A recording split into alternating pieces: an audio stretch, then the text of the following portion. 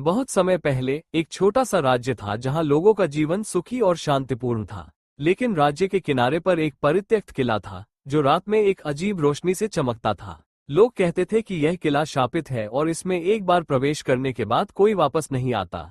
एक दिन राज्य के एक जिज्ञासु युवक आर्यन ने फैसला किया कि वो इस रहस्य को उजागर करेगा। वो हाथ में मशाल और कमर में तलवार लेकर किले की ओर बढ़ा। महल के दरवाजे से बाहर निकलते हुए एरियन ने एक विशाल सीढ़ी को गहरे अंधेरे में गायब होते देखा। अचानक कहीं से ठंडी हवा चलने लगी और दूर से एक औरत के रोने की आवाज आई। इसके साथ ही दीवार पर परछाइयां हिलती हुई प्रतीत हुई। निडर होकर आर्यन ने आवाज का पीछा किया। थोड़ा आगे एक बड़े हॉल में पहुंचा जहां मोमबत्ती की धीमी रोशनी में एक तस्वीर टंगी हुई थी। तस्वीर में एक खूबसूरत राजकुमारी की छवि थी, लेकिन उसकी आंखों में गहरी उदासी थी। अचानक चित्र की आंखें हिलने लगी, मानो वो कुछ कहना चाहता हो। अचानक पीछे से कर्कश आवाज आई, तुम्हें यहाँ क्या चाहिए? एरियन तेजी से पीछे मुड़ा और देखा कि उसके सामने एक बूढ़ा आदमी खड़ा है जिसकी आंखें लाल हैं और उसके हाथ में एक भारी लकड़ी है। एरियन ने साहसपूर्वक कहा, मैं जानना चाहता हूँ कि इस महल का रहस्य क्या है। यहाँ कौन रो रहा है? बूढ़े व्यक्ति ने आह भरते हुए कहा, ये राजकुमारी लैला का शापित महल है। कई साल पहले राज्य में एक दुष्ट जादूगर ने राजकुमारी को कैद कर लिया था और उसे यहाँ रखा था, और उसकी आत्मा अभी तक मुक्त नहीं हुई है। केवल एक बहादुर युवक ही उसे मुक्त करा सकता है। लेकिन याद रखें, जो महल दिखाते हैं वो हमेशा सच नहीं होता है।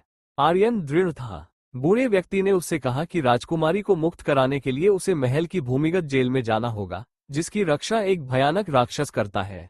एरियन अंधेरे रास्ते पर चुपचाप चलता रहा।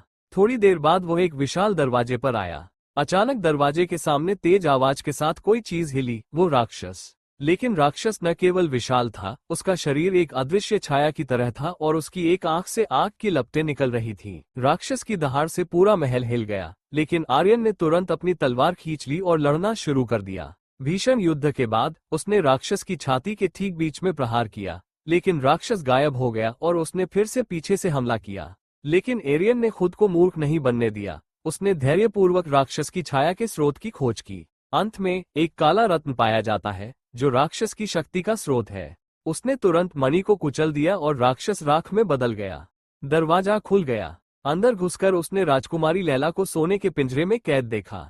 लेकिन अचानक राजकुमारी हंसने लगी और उसका शरीर धीरे धीरे काले धुएं में बदल गया। तभी बूढ़ा व्यक्ति आया और बोला, जल्दी करो, असली राजकुमारी एक अन्य भूमिगत जेल में कैद है। आर्यन को एहसास हुआ उसके साथ धोखा हुआ है। तेजी से बूढ़े आदमी का पीछा करते हुए वो और नीचे उतरा जहां असली राजकुमारी कैद थी।